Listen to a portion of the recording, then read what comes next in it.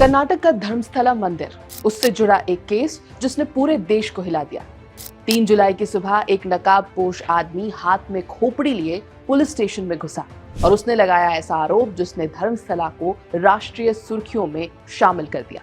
लेकिन अब हुआ है सबसे बड़ा खुलासा। नमस्कार, मेरा नाम है श्वेता शर्मा और आज बात उस केस की जो असल में एक केस था ही नहीं, सब कुछ कंस्पायर था, प्लॉट किया गया था, बनावटी था। उस नकाबपोश आदमी की पहचान बाद में CN चिन्नैया के रूप में हुई।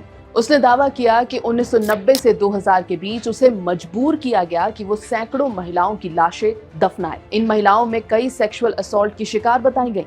उसके आरोप ने तुरंत लोगों की यादें ताजा कर दी, क्योंकि धर्मस्थला में कई सालों से लड़कियों के गायब होने और अनसॉल्व मर्डर्स की बात होती रही है। लेकिन असली कहानी में है ट्विस्ट्स और टर्न्स जो बाद में आए। चिन्नैया ने पुलिस को 13 जगहें बताई थी जहां उसने शव दफनाने का दावा किया था, लेकिन जांच में सिर्फ 2 जगहों पर ह्यूमन रिमेन्स बरामद हुए।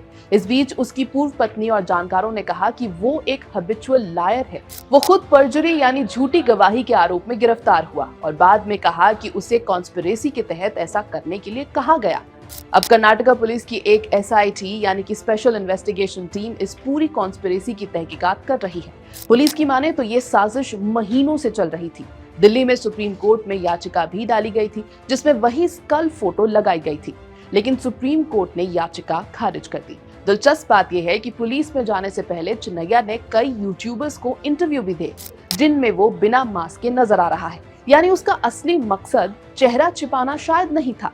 धर्मस्थला की खासियत उसकी 800 साल पुरानी मंजुनाथेश्वरा स्वामी टेम्पल है। यहाँ का प्रशासन एक जैन परिवार चलाता है, जबकि पुजारी वैष्णव ब्राह्मण होते हैं। आज इसके धर्माधिकारी हैं वीरेंद्र हेगड़े, जो राज्यसभा के नामित सदस्य भी हैं और STM एजुकेशनल सोसाइटी चलाते हैं। इस मंदिर का राजनीतिक और सामाजिक असर इतना बड़ा है कि कोई भी पार्टी इससे टकराना नहीं चाहती। लेकिन धर्मस्थला का नाम पहले भी मिस्टीरियस डिसअपीयरेंसेस और अनरिजॉल्व्ड केसेस से जुड़ चुका है। 1987 में 17 साल की पद्मलता की लाश मिली। परिवार ने रेप और मर्डर का आरोप लगाया।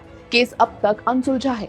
2012 में 17 वर्षीय सौजन्या के रेप मर्डर ने पूरे राज्य को हिला दिया। CBI ने जांच की, लेकिन 2023 में प्राइम एक्यूज्ड संतोष राव सबूतों के अभाव में बरी हो गया। हाईकोर्ट ने भी नई जांच की मांग को खारिज कर दिया। और इस बीच कई फॉल्स क्लेम्स भी सामने आए हैं। जैसे एक महिला सुजाता भट्ट ने दावा किया कि उनकी बेटी धर्मस्थला में कॉलेज ट्रिप पर गायब हो गई। फिर कहा कि ये आरोप उन्होंने प्रॉपर्टी डिस्प्यूट के चलते लगाए थे।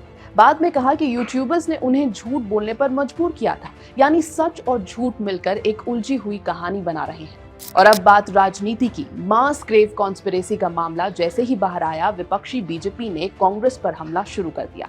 BJP नेताओं का आरोप है कि सरकार मंदिर को बदनाम कर रही है और जांच NIA या CBI से होनी चाहिए। वहीं कांग्रेस सरकार का कहना है कि SIT काबिल है और कोई सेंट्रल एजेंसी प्रूफ की जरूरत नहीं है। हालांकि 1-2 मंत्री NIA जांच का भी स्वागत कर रहे हैं ताकि मामले पर पूरी तरह से पर्दा उठ सके। मंदिर प्रशासन ने भी बयान जारी कर कहा कि ट्रूथ एंड बिलीफ ही समाज की बुनियाद है। SIT को निष्पक्ष जांच करनी चाहिए और सच्चाई सामने लानी चाहिए। एक मास्क मैन और एक स्कल से शुरू हुई ये कहानी अब सियासत, जांच एजेंसियों और षड्यंत्रों के बीच एक गुत्थी बन चुकी है। क्या धर्मस्थला की गुमशुदगियों और इस मास ग्रेव कॉन्स्पिरेसी की असली सच्चाई कभी भी सामने आ पाएगी, या ये भी भारत के उन अनसुलझे रहस्यों में गिना जाएगा? ABP लाइव की इस रिपोर्ट में फिलहाल इतना ही।